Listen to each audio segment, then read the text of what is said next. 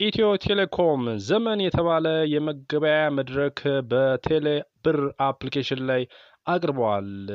ሚያዝያ 30 ቀን 2017 ይህንን ዘመን የተሰኘ የገበያ ለሀገር አቀፍ የዲጂታል ገበያ ቦታውን በይፋ ባስጀመረበት ወቅት ነው ይህንን መረዳት የተቻለው።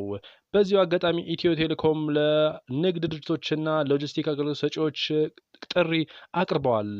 ይህ ዘመን የተሰኘው የመገበያያ መድረክ በቴሌብር አፕሊኬሽን ላይ የሚገኝ ሲሆን በዚህ አፕሊኬሽን ላይ ከ42 በላይ የተለያዩ የንግድ ድርጅቶችና አገልግሎት ሎጂስቲክስ ሰጪዎች እንደተገኙ ማየት ይቻላል። በተለይ ይሄ ዘመን የተሰኘው የገበያ በቴሌ ብር አፕሊኬሽን ላይ መገኘቱ ለክፍያ በጣም ቀላል መንገድና ለአማራጭ ለእይታ የተሻለ እንደሚሆን ይጠበቃል። በተለይ እንግዲህ እንደተገለጸው ይህ የዲጂታል መድረክ ለአምራቾችና አገልግሎት አቅራቢዎች ሰፊ የገበያ ተደራሽነት የሚያረጋግጥ ነው።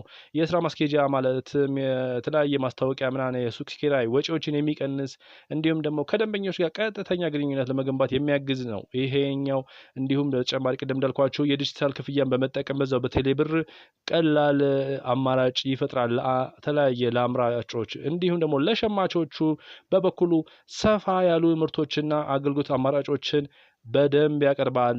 ምንም አይነት እቃ ማለት ነው። ሞባይል ብትሉ እዛው ፊት ለፊት፣ ልብስ ማጠቢያ ማሽን ብትሉ እዛው ፊት ለፊት፣ ለስላሳ ምግብ የተለያየ ብትሉ እዛው ፊት ለፊት ፈርኒቸር አለላችሁ። ምቹና ተደራሽ ግብይት ነው። እንዲሁም ደግሞ የተለያዩ ተወዳዳሪነት ያላቸውን ዋጋዎችን መቃኘት ይቻላል።